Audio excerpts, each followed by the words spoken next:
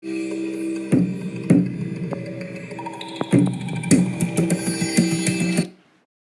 dear friends, this is me again. Today I'm very excited because I'm going to talk to you about a great and enlightening book that I just read. The book is called Siddhartha and it was written by the modernist writer Hermann Hesse, who was a painter, poet, and novelist. He was born in July 1877 in a small town in Germany close to the Black Forest. His parents and grandparents were strict religious missionaries who spent part of their lives in India. But Hesse spent part of his childhood in Basel, Switzerland, in a dormitory for missionaries' children, where his father was a teacher. When he was 15 years old, he escaped from a Protestant boarding school in Germany. This experience became the subject of his novel, Beneath the Wheel. His grandfather was a doctor in philosophy and encouraged Hesse to read a lot. His mother wrote poetry and his father wrote religious tracts. His family background played a meaningful role in Hesse's life. Since his first years of school, Hesse experienced serious states of depression, and after one attempt at suicide, he was placed in a mental institution. Hesse married 3 times and had 3 children with his first wife. A visit to India in 1911 interested Hesse in studies of Eastern religions and finished the novel Siddhartha. Hermann Hesse's best-known literary work included The Man, Steppenwolf, Siddhartha, and The Glass Bead Game. On each of his work, he explored an individual search for authenticity, humankind, self-knowledge, and spirituality. Hesse died on August 1962 at the age of 85. Now I'm going to talk to you about the historical and cultural context of the book Siddhartha. After World War I, Hesse went to live in the woods and mountains of southern Switzerland. Impacted by the war and the post-war stress and the politicization of his environment, Hesse decided to develop a new version of the wandering perception. Helping this process was his fascination he got about India through his grandfather's stories, who was a missionary in India for 30 years. Also, his philosophy background and his attitude towards the self influenced him to write Siddhartha. In addition, writing Siddhartha was a way for him to get in touch with his inner struggles, and his approach with Buddhism was a framework from his internal exploration. I want to talk to you about the novel Siddhartha because it will be wonderful if you read this precious and touching novel. Hermann Hesse tells the story of a young Brahman that follows his father, who was a Brahmin religious leader. This boy was called Siddhartha, who had to deal only with gods and sacrifices. Then, as a youth, he had to deal only with asceticism, with thinking, meditation, and honoring the eternal in Atman. When Siddhartha became a young man, he left his father and went to the forest to become a samana. Over there, he followed the penitents. He lived in the forest and he suffered from heat and frost. Also, he learned how to hunger and taught his body castigation.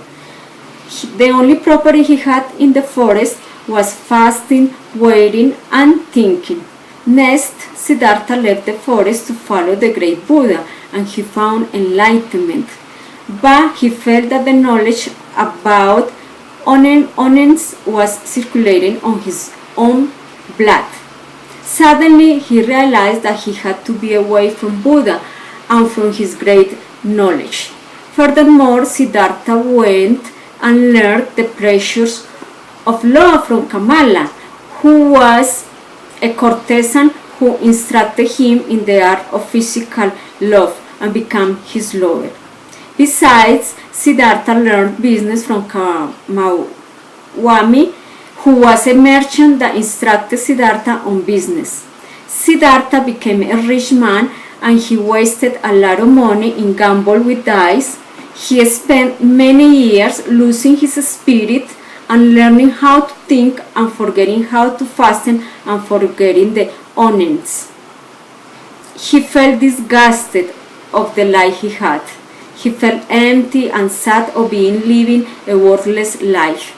Finally, Siddhartha tried to find peace in a spiritual and simple life, like the life of the wise soul he found in his new friend Vasudeva, a ferryman.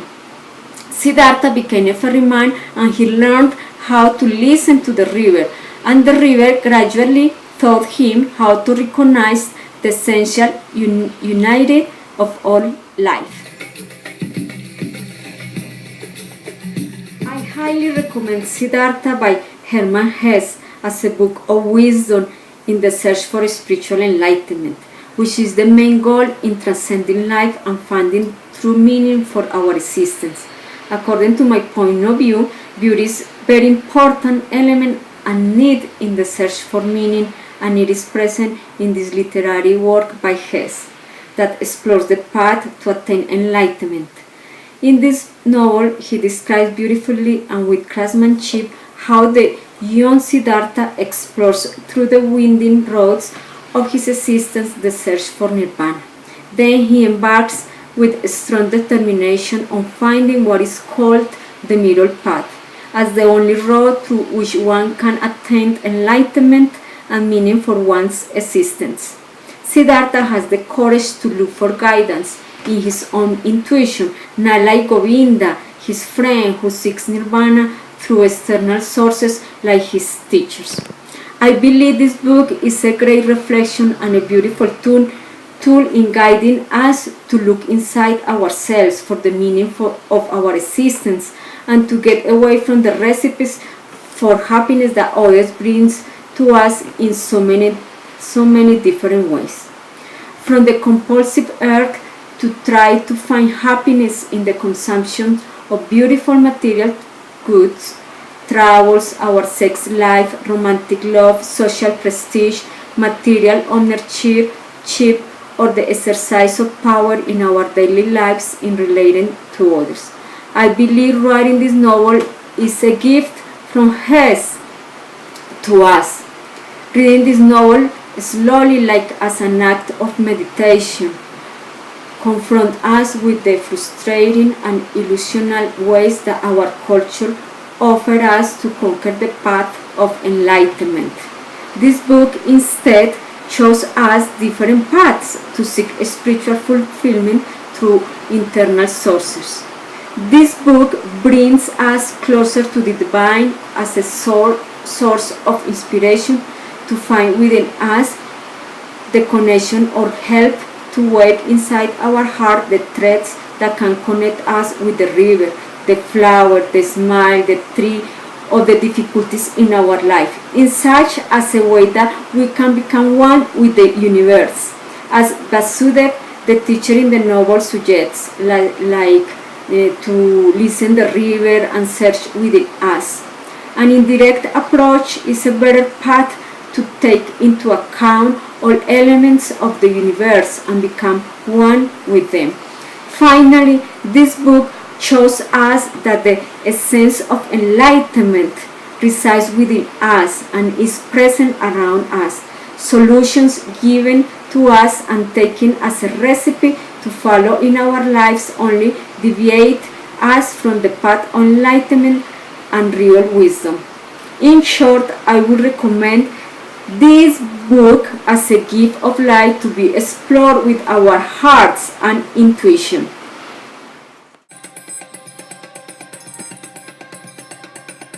I hope you will enjoy and get enlightened reading Siddhartha.